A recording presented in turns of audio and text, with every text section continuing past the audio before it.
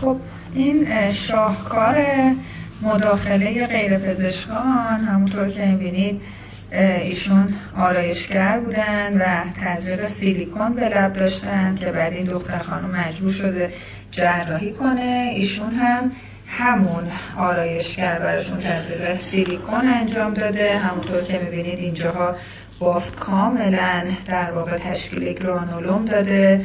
دائما دچار آبسه و اینفکشن های متعدد میشن. خب من اگر شل بگیرین لبتون رو ببینید کاملا اینجا بافت سفت شده و حالت گرانولوم پیدا کرده. یه تغییر رنگ هایپر پیگمنتیشن ما پشت لب داریم که حاصل تزریق سیلیکونه.